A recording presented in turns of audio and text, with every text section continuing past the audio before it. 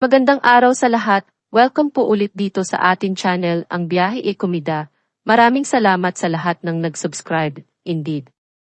Punta tayo sa ating topic.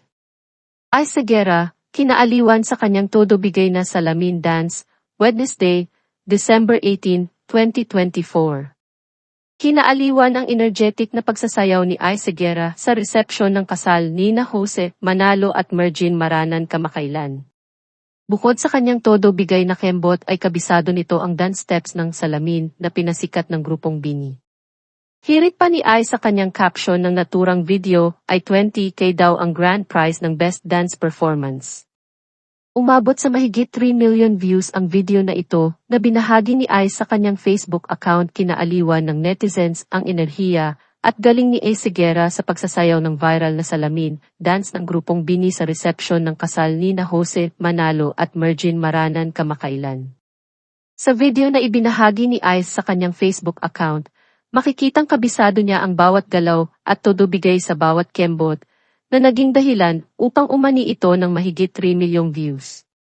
Sa kanyang caption, pabirong sinabi ni Ice na may grand prize daw na 20K pesos para sa Best Dance Performance na lalo pang nagpasaya sa mga tagahanga at followers niya. Pinuri ng marami ang pagiging game ng singer-actor sa ganitong klaseng kasiyahan na nagdala ng ngiti at good vibes sa social media. Bukod sa talento sa musika, patuloy na pinapakita ni Ice ang kanyang masa personalidad na kinagigiliwan ng maraming Pilipino. Si Ice Seguera ay isang singer at actor sa Pilipinas. Sumikat siya nang maging bahagi ng Itbulaga na kinagiliwan ng marami. Produkto siya ng Little Miss Philippines na bahagi ng Itbulaga, kung saan mga cute at talentadong mga batang babae ang nagiging kalahok upang ibahagi ang kanilang talento at talino at magbigay saya at inspirasyon sa mga manonood. Kamakailan ay buong tapang na ibinahagi ni Ice ang tungkol sa 17 taon niyang pakikipaglaban sa depresyon. Aniya, matagal na niya itong dinaranas, bagay na hindi pa niya lang alam noon kung ano ang tawag.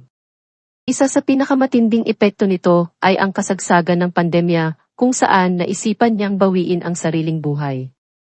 Laking pasalamat naman niya sa kanyang kaibigan at misis na malawak ang pangunawa sa kanyang pinagdaanan. Kinaaliwan kamakailan ang pag-post ni Sylvia Sanchez ng video kung saan ginising niya si Ice na natutulog. Ito ay para umano palipatin si Ice sa bitbit niyang stroller na hiniram niya sa anak ni Smokey Manaloto. Matapos magising ay wala namang nagawa si Ice kundi sakyan na lang ang biro ni Sylvia. Ani Sylvia, ang totoong pagkakaibigan ay asaran at walang pikunan. At yan ang atin latest showbiz chika update for today. Huwag kalimutan mag-subscribe, click the notification bell for more showbiz, chika updates, like and share the video at suportahan po ang atin Facebook page. Maraming salamat sa lahat ng nag-subscribe. Indeed. Magandang buhay sa lahat, paalam.